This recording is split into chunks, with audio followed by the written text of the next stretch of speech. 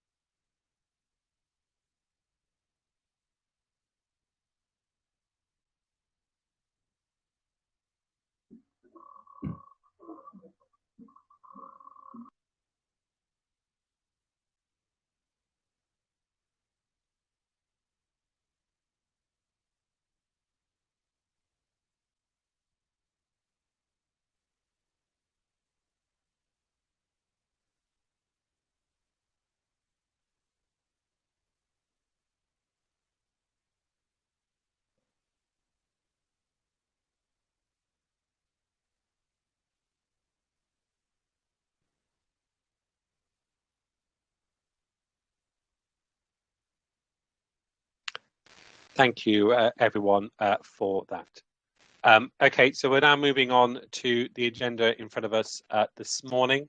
Apologies for absence. Are there any apologies? I have no apologies now. Thank you. Minutes of our previous meeting on the 16th December. Are members happy to note them as a true record? That's duly carried. A declaration of interest. Are there any interest to declare on the items specific to the matters before us this morning? No. Therefore, we're going to questions at Cabinet. There are 30 minutes set aside for questions at Cabinet. We should be having an opportunity to get through all of them this morning. We take the public questions first, so I will go through the questions as they are written and have been circulated. We will take the main question and reply as read, and I will ask for supplementaries. So the first on the list is Chloe Turner, who I can see has joined the meeting.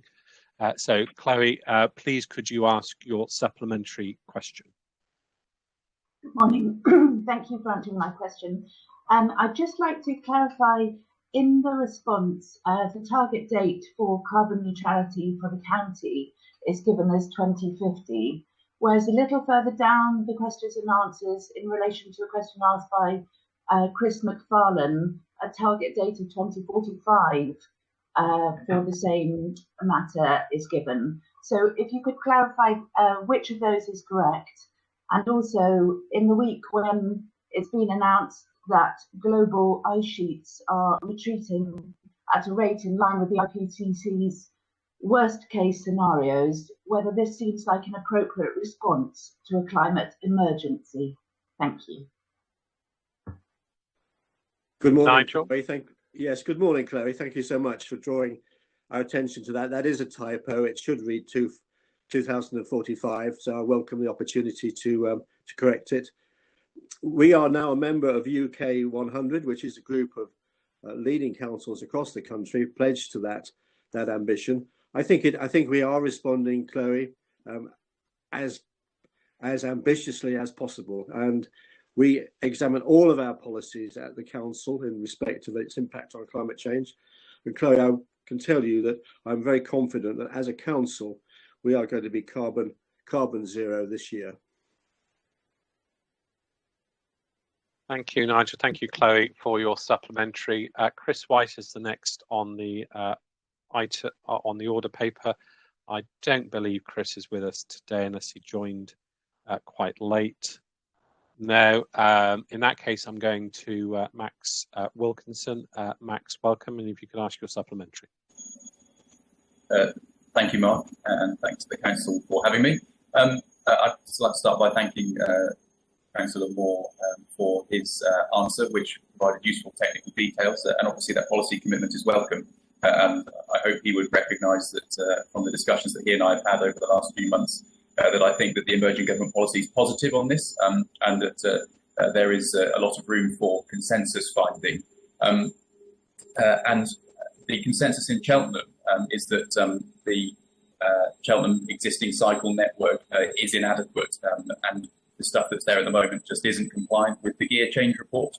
The LTP does describe Cheltenham as having an established cycle network, and it doesn't seem like there are any plans in the LTP to upgrade the existing cycle infrastructure that we have.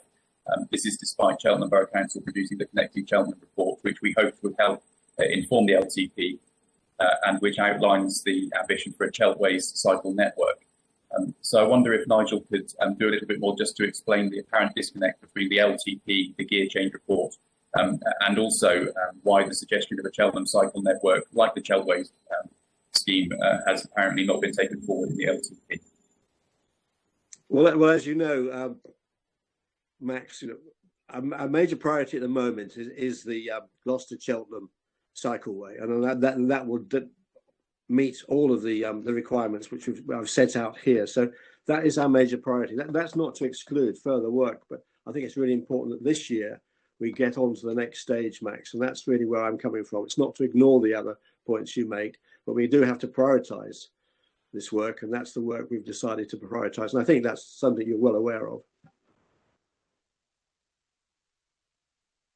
Sorry, I put myself on mute there. Thanks, Nigel, and thank you, Max, for your question. I'm sure you'll continue to have discussions with Nigel on this particular issue. Now, the next item is Chris McFarling. Chris, have you joined us? No. In that case, I'm going to move on to Carl Hobley, who's got 3 questions. So, Carl, I'll invite you to ask your supplementary. Thank you, Leader. And thank you to the Cabinet Member for his response.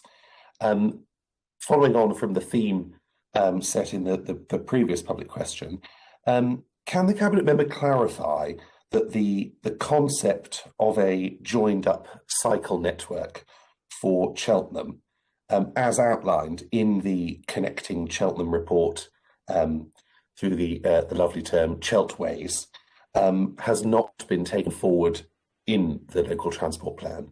That's my understanding. I just want to clarify that.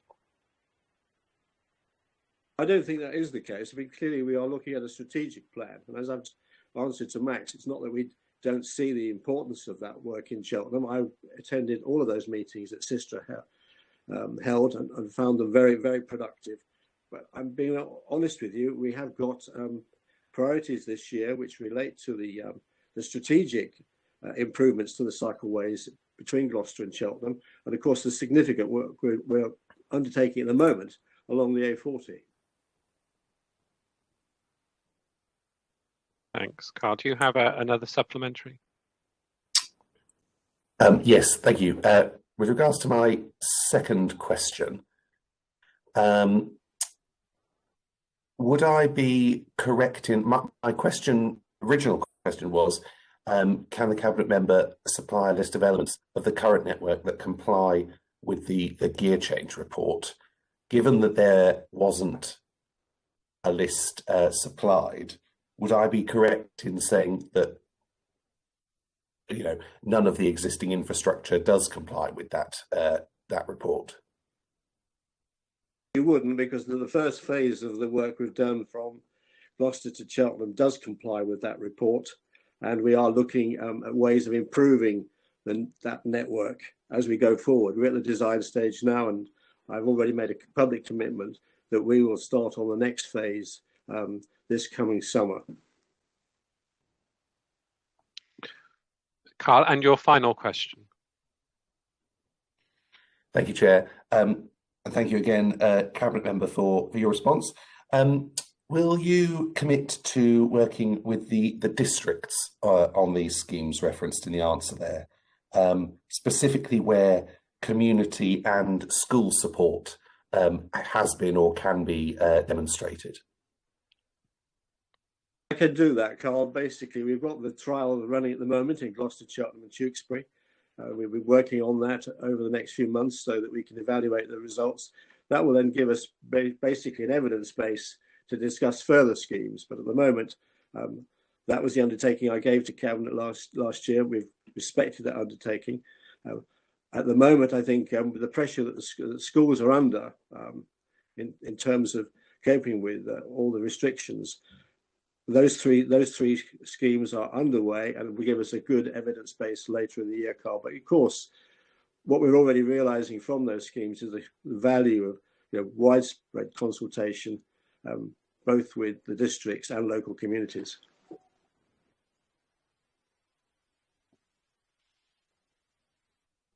Thank you, Carl, for your questions this morning. I'm going to move on to the final question from the public. Is Carol? Carol, you're with us this morning. Welcome. Please ask your supplementary.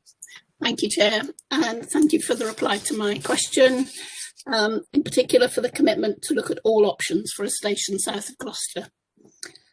If that is the case, and if Stroudwater is to be considered alongside other options for a station south of Gloucester, please can that be reflected in the Stroud District section of the local transport plan, mentioning a reopened station at Bristol Road, Stonehouse, as a possibility or as an option for enhancing the rail network, reducing carbon emissions and bringing economic and social benefits to the Stroud Valleys.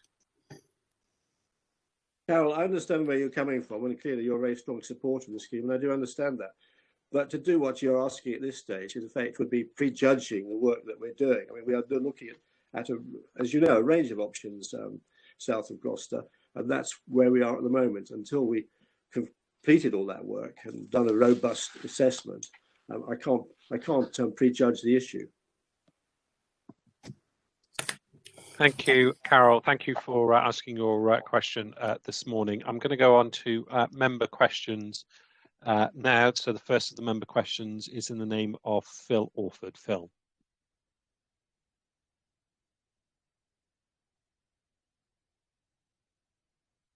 Phil, you were there earlier. We can't hear you.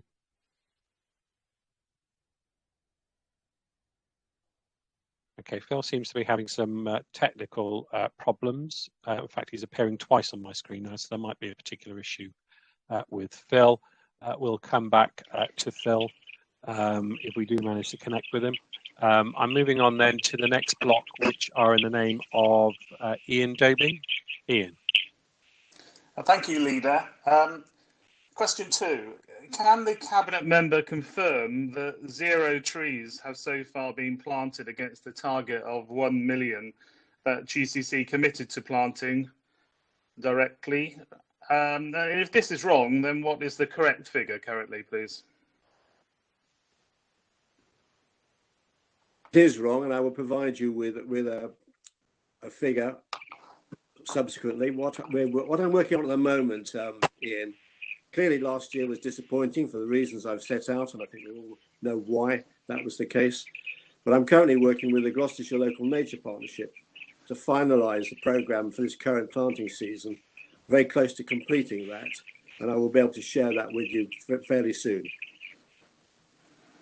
Thank you. I'm moving on to question 6, for which I have a supplementary. Will the Cabinet member share the Department for Transport's full feedback on why GCC was unsuccessful with its bid for central funding to support? You broke up slightly at the end. I think we got the gist of it, though, Ian, to be fair. Nigel. Yeah, no, thank you, Leader.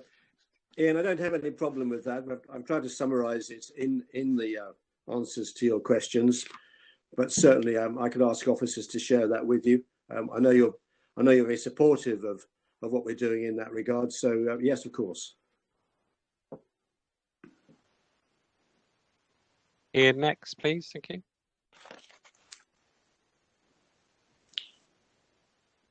Ian, are you there? We can see you, we can't hear you.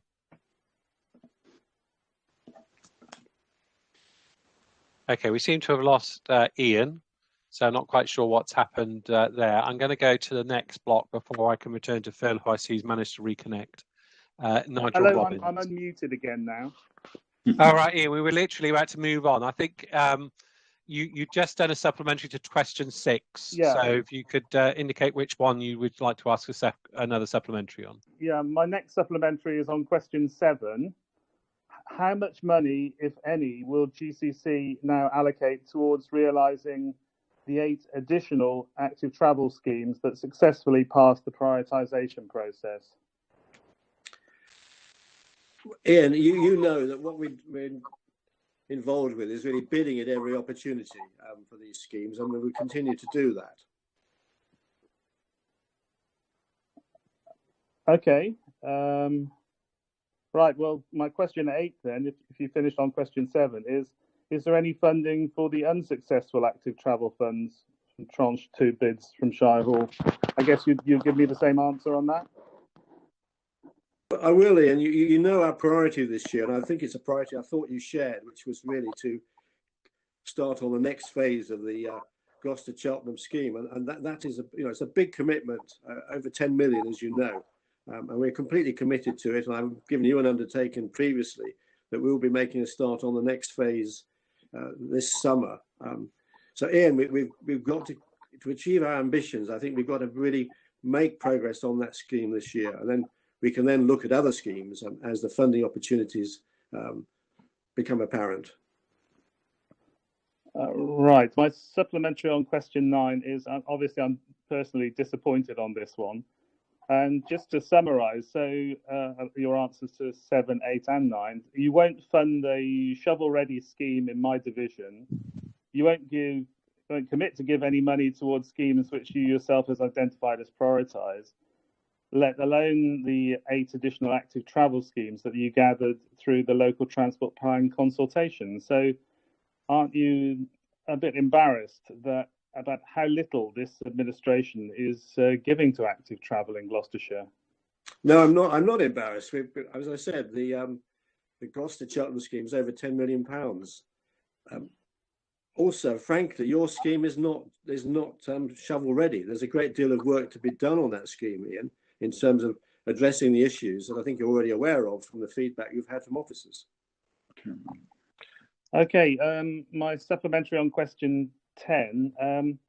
At the joint health and care scrutiny meeting yesterday, it was proposed and agreed that the County Council should take the lead in coordinating the production, together with the NHS, of a comprehensive, for the record account of how Gloucestershire responded to the COVID-19 pandemic. There will be things to celebrate and no doubt lessons to be learned. Do you agree that GCC's, quote, look back, unquote, into events in the first wave of our care homes, should be part of that same account? I believe I thank you for your question. I'd say that quite clearly we'll be looking at the whole picture.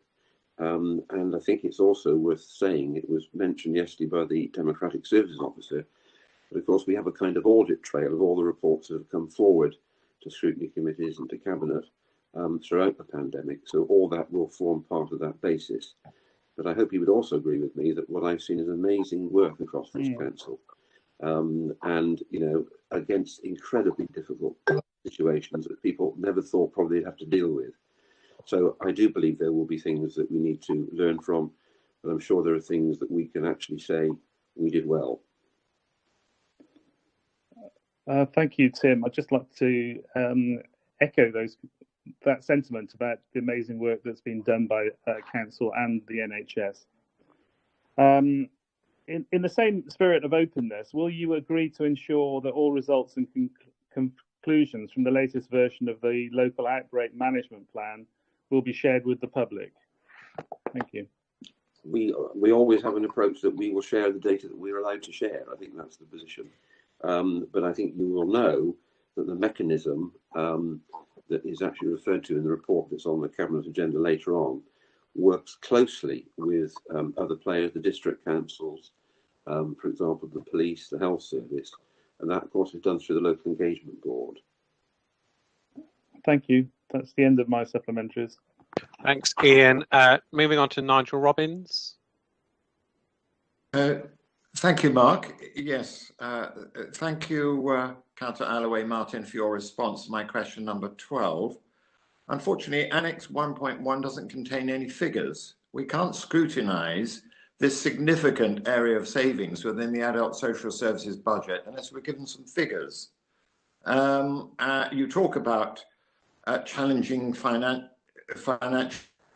conditions within that area. You talk about a range of partnerships, cultural change, but we're looking for figures. Could you please provide us with some detailed figures? Because we're talking about 50% of the cuts and savings to be made in next year's budget coming from this area. We do need some figures, please. So could you provide them within the next 3 or 4 days?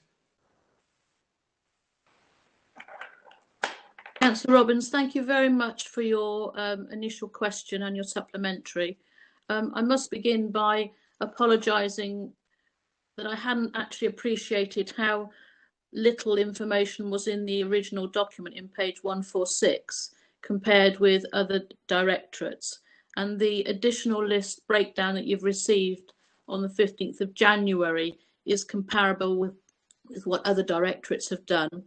I think you'll appreciate in the supplementary question that you've made that these targets are broken down by themes within the adult single programme and are set out in that table. Many of these themes are still developing in terms of being worked back to the commissioning intention.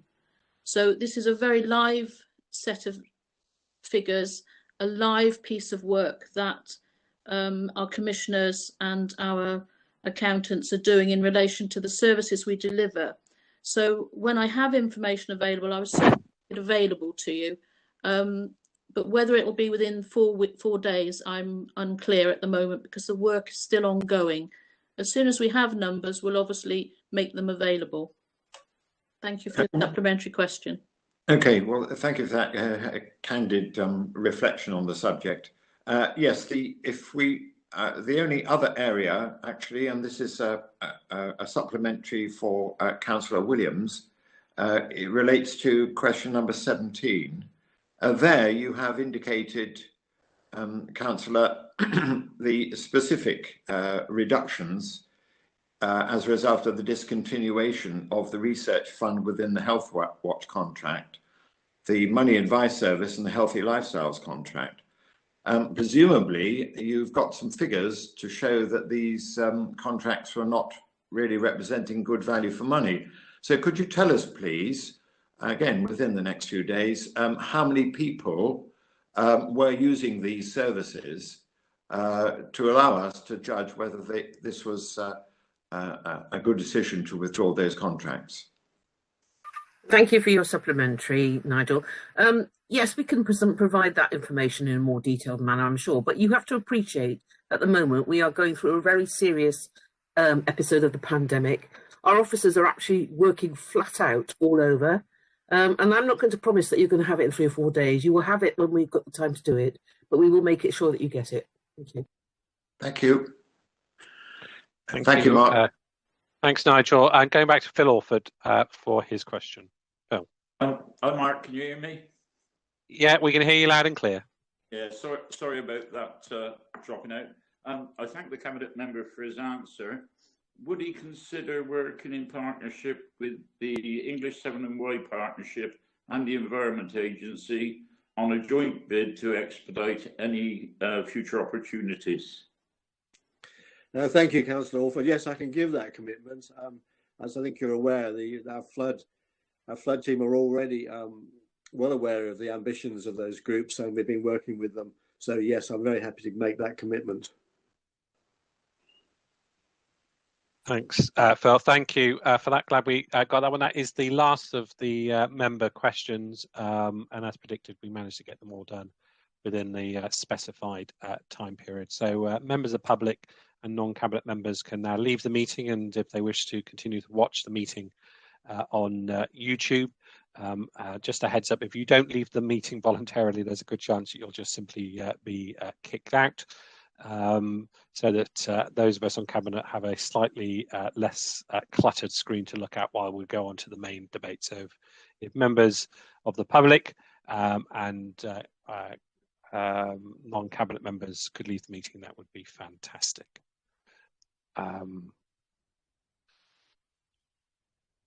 We do have the next two items, which are Scrutiny Task Group reports, two of them being presented this morning. The first of which is the Task Group report on public participation. And I know that Sean is here present that to Cabinet this morning. So I'll hand over to Sean if he wants to say a couple of words to introduce the report and its recommendations. Thank you, Mark, and good morning. I'm not going to say very much on this. It's all fairly self-explanatory. It did take a very long time. I mean, the original question at the full constable's motion was put on in February 2019. Anyhow, it is here now. I think the only thing which I would say has been interesting in that period is the fact that what we're now using, of course, is the technology, which has very much come to the fore and is, I think, now going to be a full part of council work in the future. And of course, we're using it this morning. I think a special word of thanks there is always due to the ICT department for getting it all working. I think that's all I want to say. There are some points, some of the points in the report, of course, not reflected in the recommendations. And that is because not necessarily when it says members, it means some members have agreed to points. Not all the members necessarily agreed to points, but the recommendations were approved by the team, and you have them in front of them. And I'm very happy to answer any questions on it. Fabulous. Thank you for that, Sean. Do any Cabinet members have any questions or comments for Sean on the report? No, I know that members have had an opportunity to inwardly digest, and I know some Cabinet members have fed in around some of the specifics that were raised and the examples raised within the report. I think the recommendations at the back are a good, useful framework for us to take this forward and to see that that we continue to work to improve our engagement opportunities. And as I think Sean rightly points out, the utilisation of new technologies as well could be a key factor in that going forward. Sean, can I thank you on behalf of Cabinet for the work that the task group set up and undertook, and we will pledge to come back and report to members on what actions that we're going to take as a result of the recommendations that have been put forward. Thank you very much. Thank you, Sean. Happy to note that report. Yeah. Okay, moving on to the next report to be presented this morning is the Scrutiny Task Group report on taxi licensing, which I was expecting Kate Haig to present to Cabinet. Kate Haig's had to send her apologies, Mark. She's unavailable today, so the report is there for Cabinet to note and respond to. Excellent. So from a Cabinet point of view, who's going to be responding? Nigel. Thank you, Leader. Yes, I do want to thank the task group for their very valuable work. Many of the recommendations are for the consideration of the district councils, but the recommendations to the transport planning and the ITU, I thank very much for those, because they're particularly timely as we finalise our EV charging points strategy. And we're also bidding in the second round of the pilots in the Department of Transport Rural Mobility Fund. So I will draw those points to the attention of officers. As I say, they're very timely. And I do want to thank the task group for a very good report, which gives particularly the district councils and the district licensing officers some very important recommendations. Thank you, Nigel, for that. Pat? Yes, thank you, Mark. You might need to switch off your video, Pat. Say very quickly, Katie. Is that better? Yes. Can you hear me? Yes. I want to say very briefly that this committee report came to the Gloucester Economic Growth Joint Committee and Scrutiny Committee last week. Of course, as Nigel said, many of the recommendations are actually for the district and borough councils, city councils. All of those are part of the two committees that he went to last week. So I just wanted to say it seemed to have very good buy-in across the county for a county-wide approach, even though most of it is enacted by the districts, but very much buy-in by all the districts. That's all. Thank you, Patrick, for that. Are we all happy to note the report? Yeah, thank you for that one. Moving on to the next item, which is the recommendation to cancel the medium-term financial strategy and council strategy 2021 to 2022. And I invite Lyndon Stowe to present that to Cabinet. Lyndon. Thank you very much, Leader.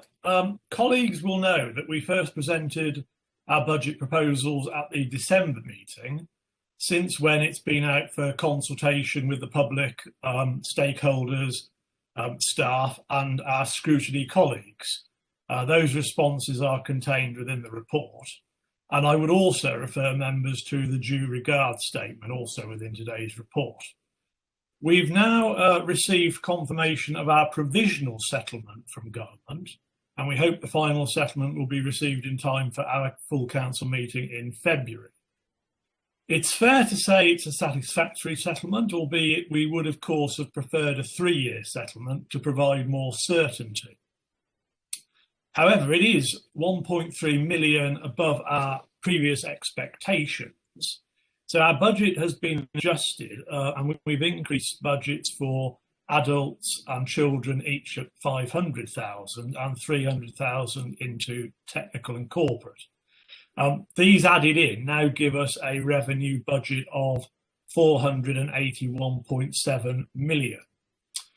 What we can say is that the impact of COVID to date has been met by central government, and there is no anticipated financial impact on this year's budget or any suggestion that there will be in next year's budget. So turning to next year's budget, the increase in revenue spending will be around £13 million, and the significant increases in our care services, specifically children and families, where the increase is just under £10 million a year. And that reflects, of course, the continuing increase in the numbers of children that we are looking after. Colleagues will know that care will always be at the very forefront of our services. It's our day job, and it's both what we need to do and it's what we want to do. Today, tomorrow, next month, next year, it's about investing in people. But I also want to highlight investment in place, investment in Gloucestershire. First, our response to climate change is embedded. Now, sometimes it's not explicit, sometimes it is, but within our budgets and within the management of our budgets throughout our staff is a system that to date has allowed this administration since 2006, so 14 years, to cut our corporate CO2 emissions by 97%. That's a remarkable figure, but it's not about reaching that figure and maintaining it. It's about going further. And hence, by way of example again, our plans to plant 35 million trees in 10 years. But it's also about infrastructure, and infrastructure that helps us deliver more, but with less environmental impact. Leader, this council is in a good place financially, and that's why we are able to, and with prudence, take on some risk around infrastructure projects that other authorities simply could not. And that's why we have an infrastructure pipeline in Gloucestershire of more than £1 billion. And that's in highways, it's in new schools, in cycle paths, in vehicle charging points. The list goes on in energy efficiency schemes and internally within IT and digitalisation, all of which will cut our carbon footprint even more. I think it's very important we get that message over, because that was one, I think, that it was picked up at scrutiny, that our proposals were not necessarily explicit enough. I hope they are now. Now, to do all of that, we do need, unfortunately, put up council tax, and that needs to be 1.99% on our general tax account, a figure broadly in line with inflation, and an increase of 2.76%, ring-fenced specifically for adult social care. And I know there's widespread recognition of the importance of making sure that is properly funded. So a total increase of 4.75%. Now, I say that knowing that all of us would much prefer a system whereby adult social care was met by national taxation and not through council tax. But for all of that together, it's a total increase to the average council taxpayer of £5 a month. Chairman, it is relevant that I mention our performance expectations of the year to date. Now, I know they're in the following year, but I think it's something I should just bring forward to this report. In there, you will see a report of potentially at year end, of a 1.7 million overspend. Now, my clear instructions to our senior management have been to get that figure as close to zero as possible. And I'm pleased to say that even our interim figures since the report that follows are that our figures are continuing to improve, and it remains our aspiration to balance our books in the current year. Now, I say that because this is important. I want to ensure, and I know we all do, that our reserves are protected, because in that way, we can continue to have confidence in our aspirations and our service delivery to every single one of the residents of Gloucestershire, and of course, those people who come much further afield, who come in contact with our services on a daily basis. But it also ensures that you and Cabinet colleagues have at least a modicum of ability to provide funding for in-year and unexpected either opportunities or eventualities. Chairman, happy to take any questions. Mr. Mawson is also on the call, and can I please again thank the full team at GCC for everything they do towards putting this budget together, but also managing our figures on a in-year basis. Thank you, Lyndon, for that. Before I go to questions with Cabinet colleagues, I'm going to invite Sean Parsons to make any comments and observations. Members will be aware that the Appendix 4 is the, I think, feedback from the Corporate Scrutiny Committee that took place on the 7th of January. But I invite Sean to summarise. Thank you, Mark. I think I must start by thanking all the Cabinet members and indeed all the officers for attending what was a very full day, which, though I say it myself, I think actually went very well. You'll notice that, in fact, there are no specific recommendations which are made, though some of the points are referred to at the end of the point, which were discussed in more detail in the report. I think, though, that the day was a success because I think it gives an opportunity for members to gain a better understanding of the whole of the budget and to clarify points which which in their view needed clarifying. So thank you all very much for that.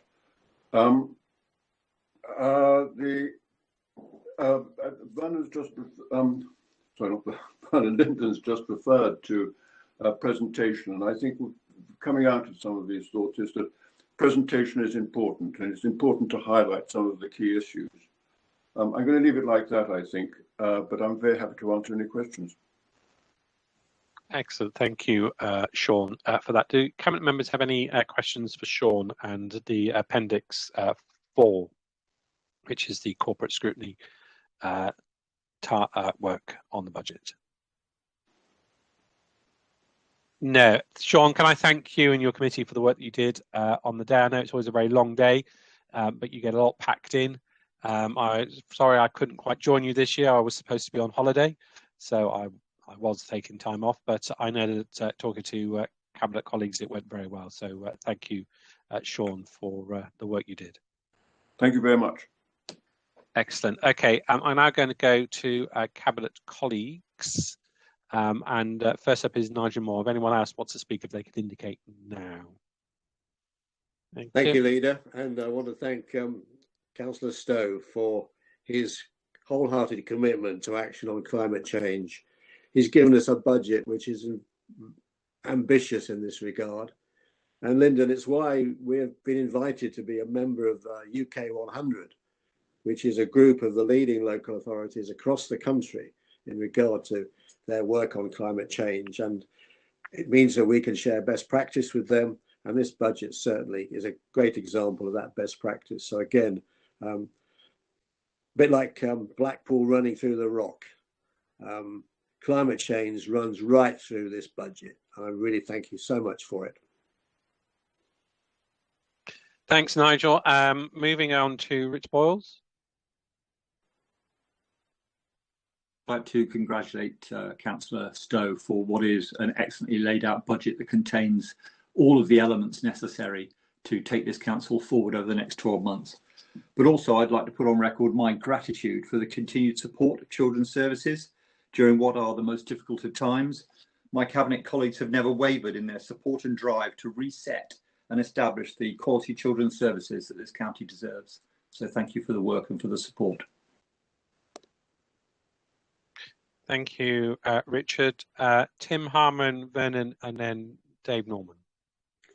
Thank you, Leader. Just make a comment. First of all, I think this is a very impressive budget. I absolutely agree with what Nigel Moore said about climate change. I think it is significant that Councillor Stowe said, and he might like to say something more about this, that effectively the government has shielded this council from any damaging impact on its services arising from the pandemic, and enabled us also, which is the really important thing, to continue delivering the day-to-day services that are so vital, which were there before the pandemic and will be there after it. So I'm delighted to support this, and I think it gives us a really great basis for going forward. Thanks. Tim. Vernon. Yes, thank you, Leader, and morning Cabinet. Yeah, I'd just like to put on record as well, very much so, for the prudent management of the finances that Lyndon, Councillor Stowe and Steve Mawson and all the finance team have done, putting together. I think this is, in relation with the background of the pandemic, an excellent budget, and I would fully endorse it. From a highways point of view, I would just like to bring to Cabinet's attention how pleased I am, even with the original supply chain disruption and social distancing, that the Highways Department have been able to continue to deliver the 150 million for your highways across the county this year. In fact, we've actually been able to increase our delivery up to 224 schemes, totaling something like, I think we're progressing towards 150,000 tonnes of material being delivered into Gloucestershire during the financial year. And also this budget is protecting and promoting year 5, which is another, if you look at the figures, 78 million in infrastructure spend, which I think is absolutely enormous if you think of the background situation that we've been in. I'd also like to just touch on flood alleviation, which is a topic widely high on the agenda at the moment, and to look at the 2.1 million that yet again we are investing in flood alleviation schemes. And I'm well aware, Leader, that myself and yourself went to one of those schemes in Cheltenham last year, which is working well in Wadden, and it's protecting 500 properties from the risk of flooding. Obviously, there is always more work to be done. We must always be mindful of flood alleviation works, and the flood alleviation team, which again I'd like to put on record, not just to the flood alleviation team, but across the board in highways, all the men and women working in that service during this, because of the social distancing and the pandemic, the hard work that they've put in to keep this moving forward. And I'm very proud of the delivery, and I'm certainly very supportive of this budget. And I commend Councillor Stowe and the finance team and all my cabinet colleagues for the support that we've been having to go through during this year and will continue obviously into 2021. Thank you, Leader. Thank you, Vernon. Dave. Thank you, Leader. Good morning, colleagues. I just want to follow on from what my cabinet colleagues have said in respect of this budget. The work that's been done is exemplary behind the scenes. The position the authority in is incredibly strong, and one would hope will only strengthen. And the point made around the fact that there still is an aim to get that balanced budget out by the end of the current financial year. In respect of my own portfolio, but particularly the Fire and Rescue Service, it's critical that we continue to invest in that, because finally Her Majesty's Chief Inspector has recognised that those fire authorities that are part of a larger body, in other words, the 12 county fire and rescue services that are part of their county council, it's suddenly been realised on the back of COVID that what those services are actually doing and have done. And they actually commented on page 6 of the national report around the fact that they first time ever have understood the role of fire and rescue being part of a county council. It's critical to us going forward. Thank you for the work that's been done, and I like the comment that was made by my cabinet colleague that there could be some small in-year expenditure which will allow us on the back of a balanced budget, and I'm sure fire can find some small in-year monies to spend on further improving that service. I'm sure you could, Dave. Thank you very much for those comments on that one. I'm moving over to Cathy Williams now. Thank you, Leader. I also would like to thank Lyndon too for his consideration of the situation that we've got in adult social care at the moment. And equally, the extra money will be very useful. We probably have come through one of the worst times ever as a service trying to provide care for people in the community, working with our colleagues along at the NHS and trying to deal with this pandemic. Now, we're only halfway through it and we've got a lot to go yet. So I'm thanking Lyndon for that. I'm sure we'll be keeping a very close eye on our budget, but we work in different ways now, and we've got more innovative practice. We have lots of different ideas, and I think the service is, it's about shaping the service for the future as well. So we'll be keeping that in mind. Thank you. Brilliant. Thank you, Cathy. And Carol. Thank you, Leader. I'd just like to support the comments of my cabinet colleagues in relation to the support and real expertise that we have had through managing the budget process.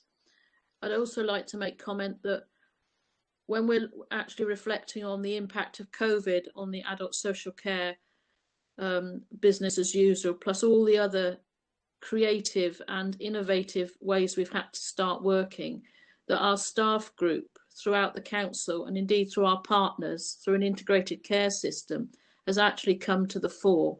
And moving forward, we'll be able to use some of the really positive outcomes of this relationship into an integrated care system that's Gloucester-wide. So from the residents of Gloucestershire's perspective, although this is a terrible time, this budget reflects a really positive move to the future.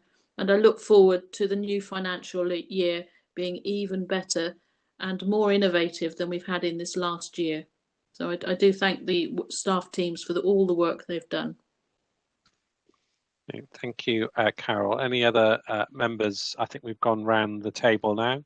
I just had a couple of comments. I really just wanted to reflect, I think, on the thanks that all Cabinet members have made to Lyndon and Steve and all the team in finance for the budget that's presented to us today.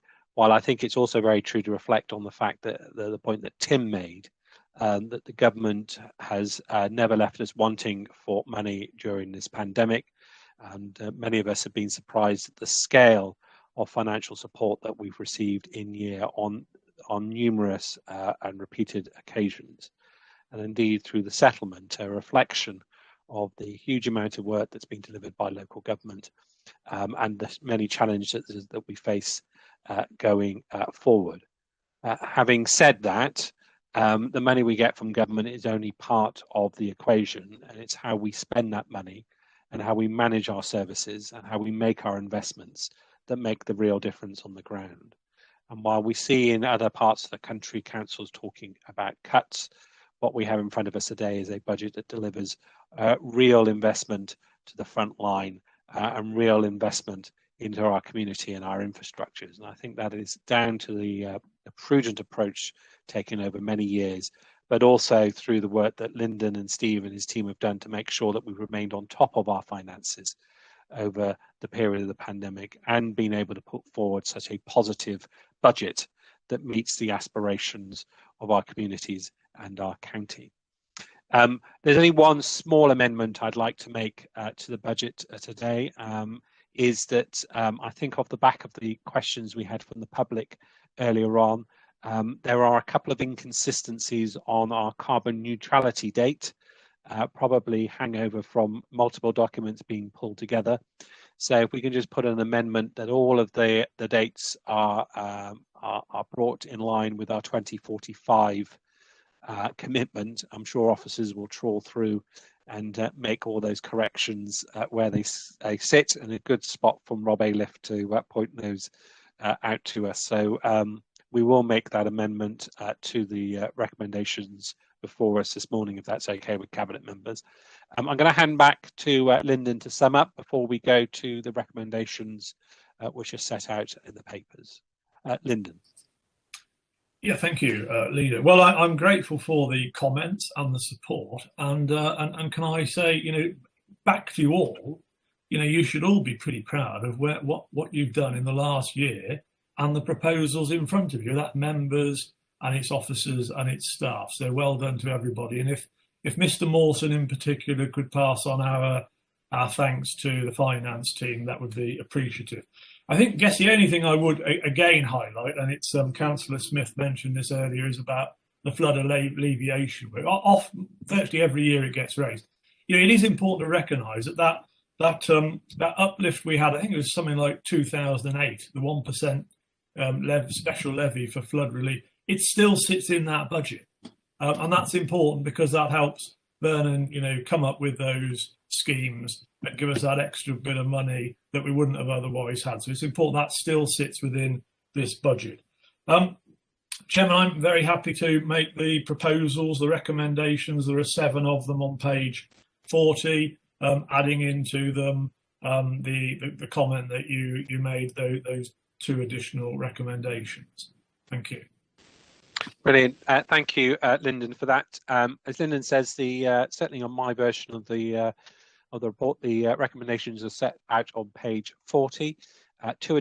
One additional, which is just to amend 2050 to 2045 in all relevant sections of the report and annexes, if that's acceptable.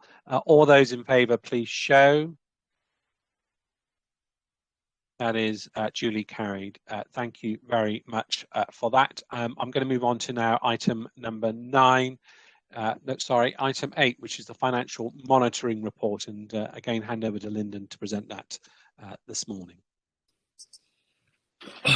Thank you again. Well, the forecast position within this report is, as I mentioned in the last report, 1.73 million overspend.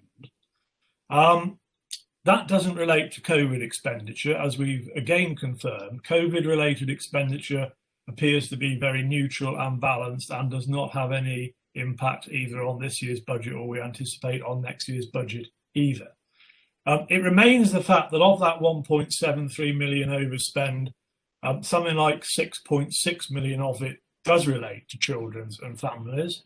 But of course, what we have done is made sure for next year that we've put at least that within our budgets going forward. I think the really important message is, though, that our monitoring of spend, even since this report was written, is positive, and we believe at the moment that overspend will have come down a little bit more.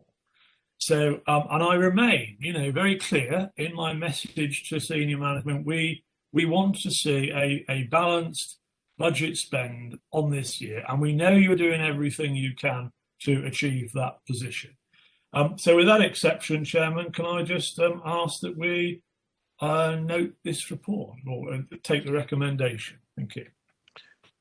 Thank you, Linda. Anyone got any questions or comments on that? The key recommendations are page 255. So I'll take those and block. All those in favour, please show. That is duly carried on that one. I'm going to move on now to agenda item number 9, which is Containment Outbreak Management Fund, which I'm going to invite Tim to present in a moment.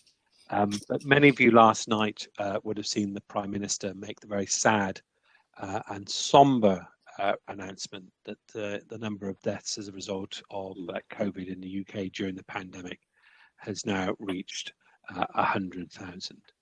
Now, I have to inform you this morning, very sadly, that also means the figures for Gloucestershire have exceeded 1,000 in the last couple of days. And I think all of us will want to reflect on the very sad time that will mean for many families within our community in what has already been a very difficult time for them already. And indeed, I think in the fulfillment of time, we will, with our partners, work to make sure that there is a opportunity to remember all of those names, both those that have sadly lost their lives and those who will sadly lose their lives in the coming months while the pandemic continues. But I just wanted, given the somberness of the news and what is clearly a very sad milestone for our country and our county, just to take a moment of silence to remember all of those who've sadly lost their lives, whether it's through COVID or not, in what has been a very struggling period for all of us in Gloucestershire. Thank you.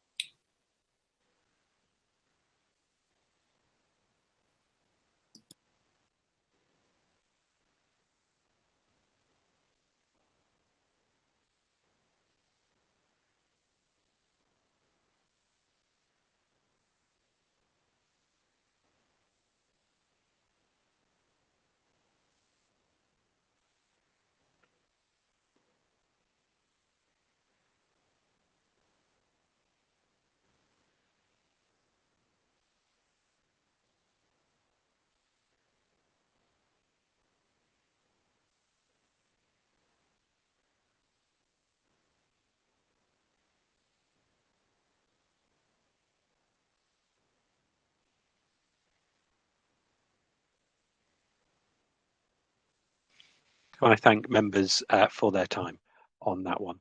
I'm going to hand over now to Tim on the report. So, Tim, over to you. Thank you, Leader. Yes, sobering time, I'm afraid. So this report refers to the Gloucester Local Outbreak Management Plan, GLOP, which is an important document that will guide us forwards and effectively monitors what we're doing. Can I also draw members' attention to the appendix, which actually details more of the plan, and hopefully if you haven't already read it, you will take the time to do so. What the report does is to seek approval for the allocation of the Local Authority Contained Outbreak Management Fund And it goes on to recommend the delegation of authority to the Director of Adult Social Care and Public Health, that's Sarah Scott, in consultation with myself and the Executive Director for Corporate Resources to allocate the fund. If you refer to Appendix 1 of the report, you'll see an indicative spend. Now, I say indicative because it may well actually turn out to be somewhat different per category to the figures that are shown. The report identifies that we received from government an additional £5.96 million. You'll see there the things that we're trying to do: support the testing and tracing programme, assist compliance measures with self-isolation, etc. It goes on also to talk in terms of supporting outbreaks in academic and educational settings. So a whole range of things. So this report will be an important document, and we will be bringing it back to you at certain times in the future. So that is the report. It is important, but from today, in addition to the figures that are before you, and having had conversations with Cabinet colleagues and the discussions with schools, I'd also like to take this opportunity of saying that we're supposed to go further and allocate an additional £200,000 for the purchase of additional laptops for use by school children. And this, of course, is on top of what we've done before, which has also distributed over 1,500 laptops to schools. I think all of us agree that we need to do absolutely everything we can to support our community, and I think particularly in the case of this latest allocation of funds, to support those who are not able to go to school at the time being and are being educated at home. What we've done before also has enabled the distribution of devices that enable people to have Wi-Fi hotspots, because we know some of our rural areas don't have such good broadband. So I hope the Cabinet will support us. I'm sure they will. I think this is a really good step going forward to support our young people. So coming back to the report, I put the recommendations before you, and I'm happy to answer any questions. Brilliant. Thank you for that, Tim. Does anyone have any questions or comments? Dave? It's not so much a question, it's a commitment in respect to what you just said about the laptops and wanting to distribute them around to the young people who have the need. I'm sure the Chief is listening on this call, and I hope he won't throw anything at me literally, but I'm absolutely convinced that moving forward, if the Fire and Rescue Service again can get involved in that process of helping with that distribution, they would be delighted to do so, because it's only right that where we can help, we have, and we will continue to do so. And there's another thing about firefighters being involved in that. They've always been role models. So if they actually come into contact with young people, I think that does a lot to help those young people moving forward. So Tim, I'm making that commitment unless I get shot down by the message sent to me in a minute on my phone. Thank you very much. Thank you very much indeed. Excellent, cool. Rich Balls. Yeah, thank you very much. First of all, Tim, I'd just like to support wholeheartedly what you just said about the laptops, but also draw attention of Cabinet colleagues to the work that's already been done within children's services and linking into schools with identifying all those children that needed the connectivity and laptops in the earlier lockdowns, and what's been done by schools themselves to identify through their own work and with children's services further children in this latest lockdown and over the past couple of months, the children that need those laptops and that connectivity. A lot of those vulnerable children have that support, and a lot of those vulnerable children are now in school receiving that face-to-face, but there is still gaps that we need to make sure that we have got the capacity to fill, and we'll carry on working to make sure that every child has all the support they need. So thank you very much. Thank you. Thank you. Kathy? I would just like to make a comment, I'm sure Carol would join me in this, about the amount of money that's been invested in helping people, the rough sleepers and the homeless people that we've through the pandemic. I mean, it's been great that we've had this government funding and that this money has been ring-fenced to help those people. We've had some amazing results. People who never thought they would ever live in accommodation again are now living in accommodation. We've got vulnerable people off the streets being cared for. And we've also now looking at how we're going to do the vaccination programme for them. So overall, I mean, they are a group of people that need to be recognised, that need support. We'll always find those few people in our streets who don't want to come in, but they still need to be supported. And these are supported by our district colleagues. But I'm very pleased, and so was Carol, when we got this money to help us. Thank you. Thank you, Kathy, for that one. Anyone got any other comments? I think it's a good report, and clearly Tim has made an indication about additional laptops. What I would probably do is, can we just caveat that to say IT equipment to support remote learning, because laptops aren't necessarily always the answer or available, it has to be said, and sometimes it's additional equipment that's needed. But I think a very clear commitment with £200,000 to support bolstering the already clear commitment from government on this issue. Cool. Anyone got any more questions? Tim, do you want to just wrap up before we go to the recommendations? No, I thank you for that level of support. I noticed in the messaging that actually Dave Norman has not been beaten up by the Chief Forester, that he has supported it. So I'm very pleased to hear that. It is important. I mean, we always say, I think, no child should be left behind. Well, no child should be left unconnected at the moment. And the challenges of homeschooling for parents is not easy. But at least if they got the technology, they got the access. And I agree with Mark. I think we need to sort of match the funds to the need of the child. And if that's a laptop or something else, then that's what we will look for. But this pot of money, which is considerable, will take us another step further to making sure that we get 100% connection. Brilliant, thank you. The recommendations are set out on page 269. Just one recommendation. I'll take it in block. All those in favour, please show. That's duly carried. Thank you very much for that. Moving on to agenda item number 10, which is the Gloucestershire Local Transport Plan 2021 to 2041. And I invite Nigel to present that to Cabinet. Nigel. Thank you, Leader, and good morning, members of Cabinet. I really want to start off with a historical analogy, which I know that Colin Chick and I have shared. During the Second World War, despite all the problems of warfare and the lost battles at the beginning of the Second World War, in Whitehall, ministers and officials were planning for victory, planning really for infrastructure after victory. And that's how it's begun to feel this year with the local transport plan. Most of the consultation took place before the lockdown in March. I attended all of the meetings, and there was a great buy-in, and meetings were well attended. And so we've got this great feedback, which we've worked on during this year. The feedback covered themes such as improved connectivity, the environment, and the scheme delivery. And a key comment from the public was that the document was too long and difficult to navigate. So we have responded to that feedback. We revised the draft local plan to shorten and restructure it without loss of the overall policy content and within the parameters of the public consultation and the requirements of the integrated sustainability assessment. We're going to produce a summary, the LTP at a glance document, which I'm sure members and the public will benefit from. As has already been referred to earlier today, this revised local transport plan sets out our commitment to climate change, brings forward the target to 2045, and recognises the need for further supporting work to achieve that commitment.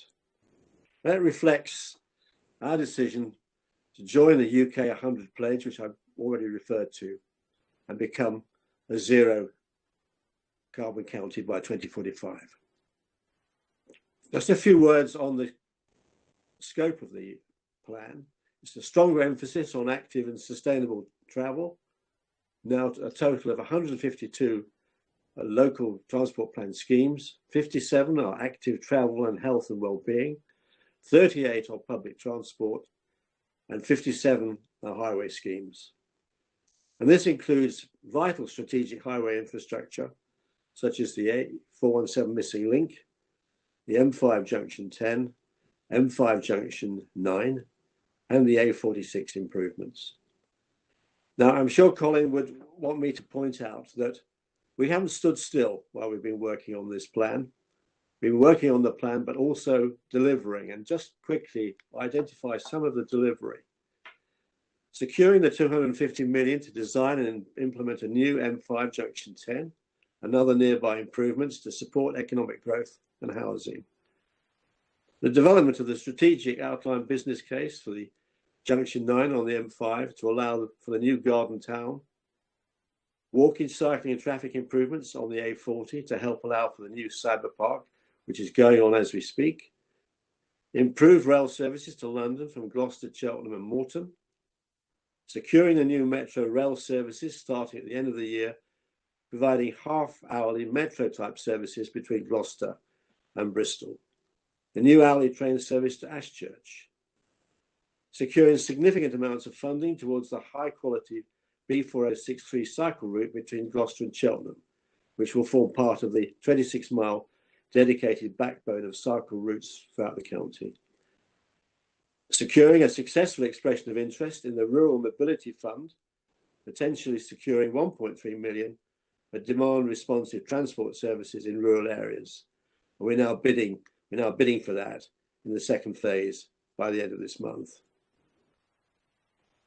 I want to thank officers and Colin and Simon and all of their team for the huge amount of work that's gone into preparing this plan and keeping track of the consultations, keeping track of the changes. It's a much better document now. It's an easier document to use. And it really does form a core element of our climate change strategy, because working across the whole county, it seeks to reduce transport carbon emissions and improve air quality. When we look back on this year, on this last year, if there's one thing that we can take, a positive thing we can take, is that we have begun to reduce emissions across the transport sector, and that is going to be one of the most difficult sectors to get the degree of change that we're seeking. But in a perverse way, the pandemic has actually given us the lead in that direction. So, Leader, the recommendations, despite the complexity of all this, the recommendations are very straightforward for us today, which is to approve the local transport plan, which covers the years 2020 to 2041. And this is a recommendation from us that the plan go to the County Council at its meeting on the 17th of March this year. And of course, the reason for this is that we need this up-to-date and fully adopted local plan that reflects local, regional and national priorities. It gives us that policy framework for those 20 more years ahead of us. Seek your support for the plan and all the work that's gone into it. Brilliant. Thank you, Nigel, for that. Any questions or comments? Patrick and then Vernon. Patrick, you might want to turn your video off as per normal. Thank you, Chair. I'll give it a go. Does that work? Yeah, try. Okay. Yeah, thank you very much. I just want to fully endorse this plan. I think we do have to look at the climate change elements going forward, but I think this is a plan that shows how we can actually integrate infrastructure development to actually deliver carbon reductions, to take pollution out of the air within Gloucestershire, and to open up our space for all of us around the county to take advantage. So fully endorse the plan and look forward to delivering it for a better Gloucestershire. Thank you, Vernon. Leader. Yeah, I'd just like to fully support Councillor Moore and the team, what they've put forward here. And I do think it's very much, and you have to just look at this. It is a real green agenda. It is really environmentally a positive environmental agenda. And I'd fully support it. But from a delivery point of view, I'd like to just back up what this plan is moving forward. And very much so, as Councillor Moore has said about the Gloucester to Cheltenham 10 million cycle route, and we've had questions about it, this backbone is a strategy of, and as we're well aware of the travel by cycle strategy that the County Council launched a couple of years ago now. Now that strategy, if you start to look at that original document with its network of cycle routes, they are really becoming together. And this plan also pushes that strategy into reality. For example, take from Gloucester city centre now to Sharpness Canal, 2 schemes we've delivered, 750,000 and 450,000 new cycle and footway routes along the canal towpath, heavily used and really welcome, not just for environmental positive health issues use, but also college, working. That usage is coming, and that network is now bringing forward all those green positive agenda items that are in this report. I'd just like to say just quickly on infrastructure projects that are moving forward.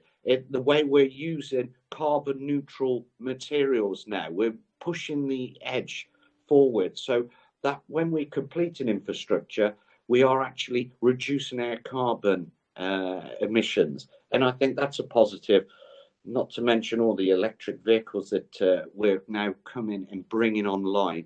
It's all very positive. It's a very positive, forward-looking document. I welcome it. I fully support it, and thank Nigel Moore and the team again for what they've done with this. This is a real green agenda that we really need to sign up to, and I fully endorse it. Thank you, Leader. Thank you for that, Vernon. Anyone else got any questions or comments on that? Can I, if that's everyone done, can I just thank Nigel and the team for all the work done, especially Nigel. Nigel, you bring a huge amount of experience and expertise to this council, and I think we really appreciate all the work that you do on this. You are a great guiding light for us, and having done this portfolio in the past, knowing that you're on top of it and know all the nuts and bolts and ins and outs is a huge relief, I think, to all of us that you're able to drive this forward. And I think, quite rightly, the job that you've done really does reflect the ambition that we have as a county. We are a county that punches above its weight when it gets to drawing major infrastructure investment into Gloucestershire.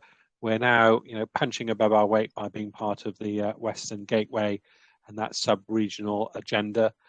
We've got huge ambitions as a county to grow with green growth. And I think what you've delivered in this document really does reflect that ambition and something that we can all rightly be proud of. So, Nigel, over to you. I don't know if you've got anything you want to just wrap up on before we move to the recommendations. No, thank you very much, Leader, and thank you very much, members of Cabinet, for your support. I've spent a lifetime in planning, and I mean, planning often gets a bad press. But I know, and that's why I drew that analogy with the Second World War. I mean, I've done a lot of, I've written about it and I've studied it, and it was just extraordinary to me that at the time that Singapore had fallen, and yet they were working on a planning strategy for victory. I mean, it's that commitment to planning, which again, it's like Blackpool through the rock, runs right through me. And I'm just so privileged to be working with all of you, because you're all committed to it, and that's fantastic. A whole cabinet committed to this level of planning, and we're seeing results. We're seeing results, which is really satisfying. Thank you very much. Brilliant, thank you. The recommendation is on page 278 of the main bundle, which is to recommend it for council adoption in March. All those in favour, please show. That is duly carried. Moving now on to agenda item number 11, which is the Gloucestershire Economic Recovery Plan 2021 to 2024, and invite Patrick to present that to Cabinet. Yes, thank you, Chairman. Just double check that you can still hear me okay with the video on. Yeah, good. Okay. In that case, I'll leave it on, and hopefully we'll get through it. Well, yes, Cabinet, this is the Gloucestershire Economic Recovery Plan for 21 to 2024. The purpose of the report is to present the Gloucestershire County Council COVID-19 Economic Recovery and Action Plan. The report seeks approval by Cabinet of the plan, the action plan, and the associated resource requirements needed to deliver the plan. But first of all, I would like to thank Colin Chick and all his team, and also all the partners who've been involved in bringing this plan together. The Gloucestershire Economic Joint Committee, the LEP, districts, borough and city councils have all put in a tremendous amount of work to bring this plan to you today. I believe actually that this joined up county-wide approach is going to be the best way that we can collectively emerge from this pandemic and ensure that Gloucestershire is the well-connected, low-carbon county we all want it to be. Anyway, the overall vision and context of the plan, the past 10 months has created a shock that will test the economic resilience of the country and the world and the county for years to come. The repercussions of COVID-19 are still being felt by businesses and communities on a global scale, and the full extent of the damage to our economies will be known really for some time to come. The plan I'm presenting this morning builds on the strategic framework that already exists across the county. We have the Vision 2050, the draft local industrial strategy, and the locality-based economic plans of the districts. Through these strategies, the ambition for the county is clear: to deliver a thriving economy based on a model of sustainable growth. This will involve understanding the challenges and opportunities faced by our business base and supporting residents into future careers and opportunities. And central to this is the need to join up across the county on issues such as housing, transport, employment and skills to be able to deliver the well-connected, low-carbon county we're looking for.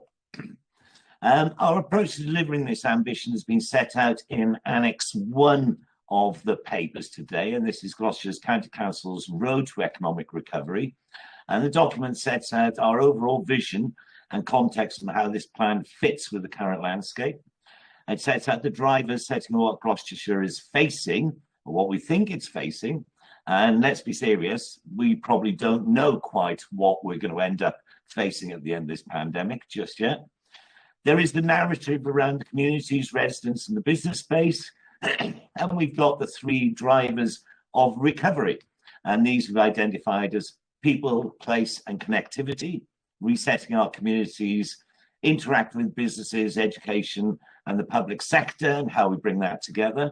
Skills and employment, encouraging resilience through skills and employment. And again, I think this is one thing that we've learned in this pandemic is the importance of education and skills as we go through. I've always thought that investing in education, investing in the children is the best way to invest in our future.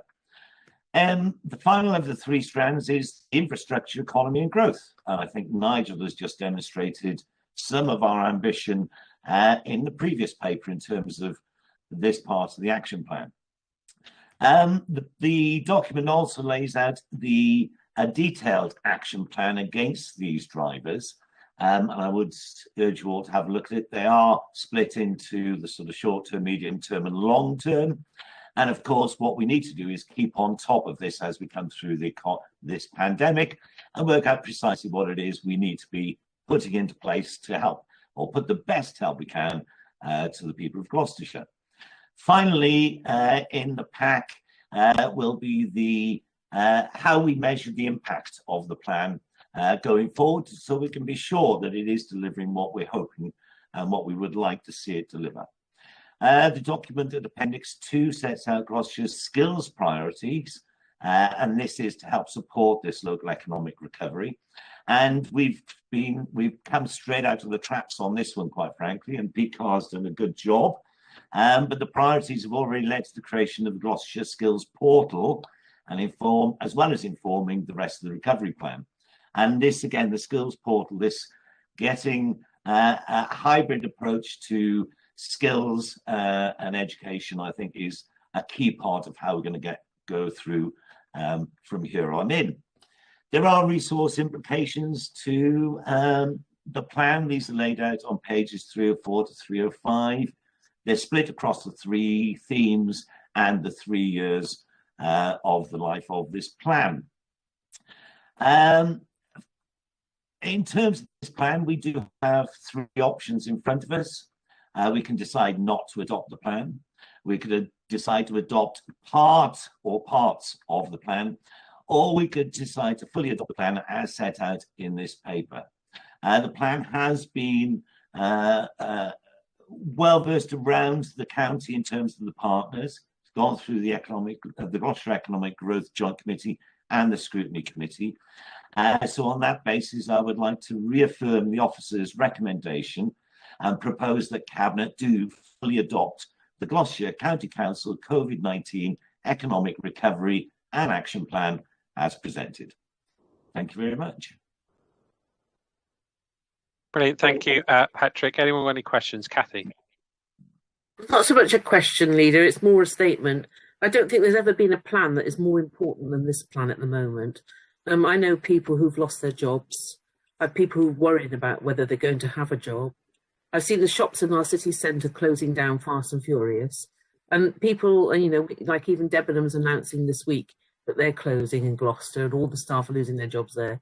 And this is reassuring that the County Council has that forethought to be able to have plans and advice and things to help people retrain and move on. I think it's an extremely important plan, and I think I'm glad to see it. Thank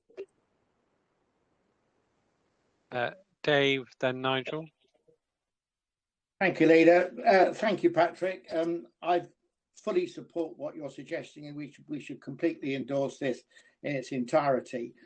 As a professional educator, you would expect me to say that, yes, we should be doing all we can for young people to help them through what's going to be a critical time, looking primarily at the 16 to 24 age range.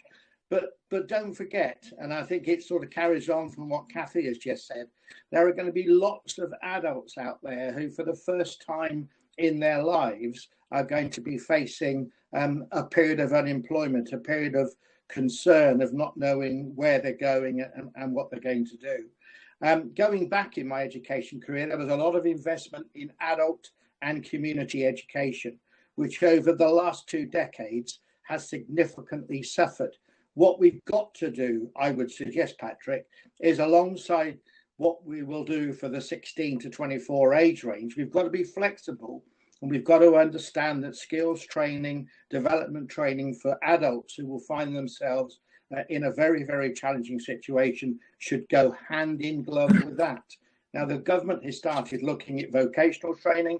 In my view, there's no reason why vocational training should stop when it does, and we could look to put courses on for those adults that are going to need it. So fully support it, the whole package, but please consider more than just young people. No, absolutely. I think this plan covers the whole range of needs in our society and communities. I would point you to Annex 2 again, which is based around that skills agenda and based around the adult skills and reskilling agenda. I think the County Council will be very proud of what we've done in the adult ed department this year in particular, considering the sort of pressures that were built up in the department in previous years, and the flexibility in that the way we've reworked the department in terms of our online delivery of adult education has been particularly successful, and has meant that we are reaching out more, if not as many, if not more, of the people we would want to. But you're absolutely right. I think certainly the retail sector is going to be very hard hit through this pandemic. And yeah, we're going to have to work very hard to do all we can to support them. Brilliant. Thank you. Nigel? Thank you, Leader. Patrick, I really want to thank you so much for the clarity that you've brought to this vast, sprawling subject. That's so important at the moment. I think we need to use comms to try and ensure that the message you've developed here gets across to everybody in the county. At a time when people are feeling despondent, it's very important that they realise that the County Council is behind them and doing all it can to create the opportunities for them. So Patrick, well done. The strategy is really clear, and that's a tribute to you and Colin, because it is a vast subject. And now that we've got the huge task of ensuring that people are aware of all the opportunities that you're offering. Thank you. Yeah, thank you, Nigel. Yeah, I would say, I mean, Colin has done a terrific job, and Colin's team has done a terrific job in laying this out. But you're absolutely right. At the beginning of this sort of process last year, whenever that was, 3 key themes were identified. One was collaboration, so that we are county-wide working with all partners and working off the same page. The other was communication. It is vital that we get what we're doing out there promoted, so that all those people who need help know precisely where they can go to get it. And the last thing we felt we needed to try and promote was confidence. I think if we've got a confident plan and way forward, then that can only help the partners in delivering that, and hopefully the economy in bouncing back. So yeah, collaboration, communication and confidence are key to us being able to deliver this. Brilliant, thank you. Any more questions or comments on that? No.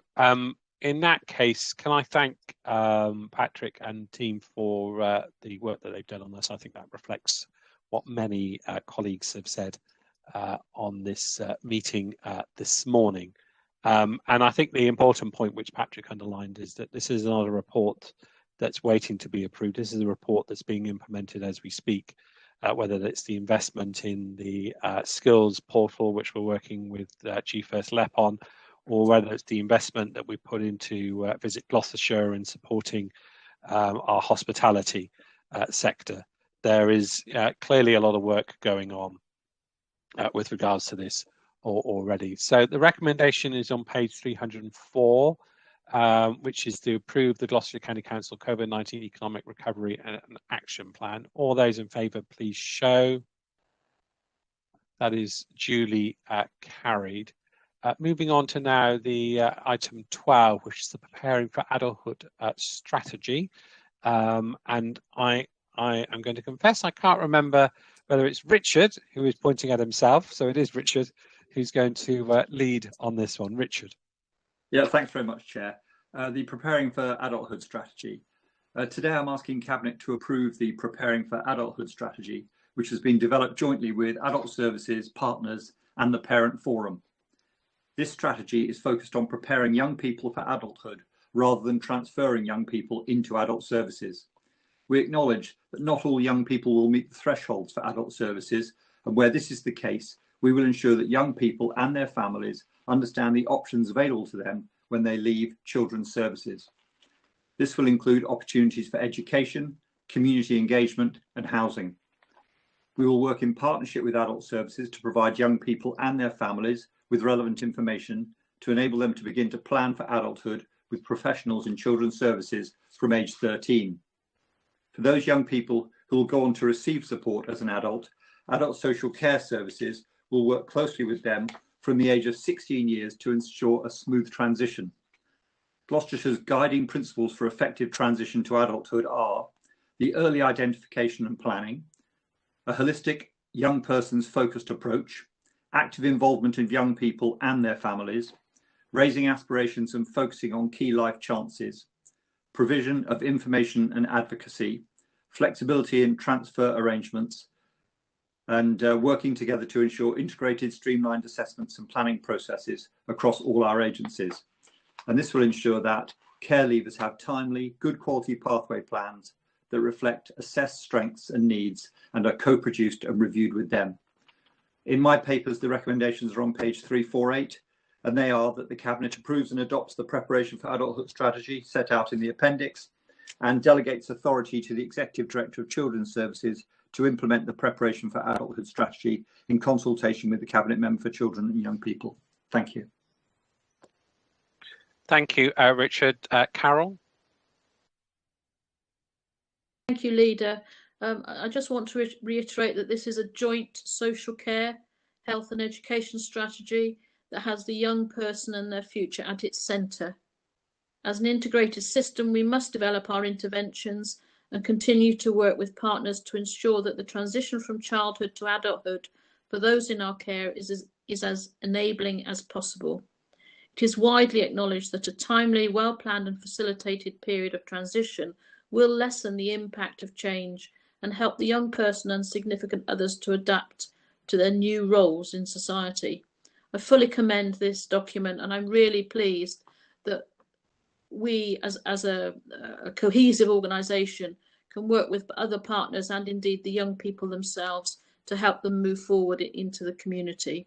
So I commend the strategy to Cabinet and fully support it. Thank you. Great, thank you. Cathy. Thank you, Leader. Well, I'll echo what Richard and Carol have said, but over the last few years, when I've been working with people who are in the transitions team, it's been long overdue that we needed this strategy. Parents equally needed it. I had an experience when I was in a special school at a meeting that parents couldn't think that their young person could actually do a job. So, you know, we need to, this is well overdue. We need to identify these people these young people when they're 14 and get some sort of planning action so that it starts at a very early state. And it's been long overdue. And I'm really pleased that it's going forward now. And hopefully we will see some really good results.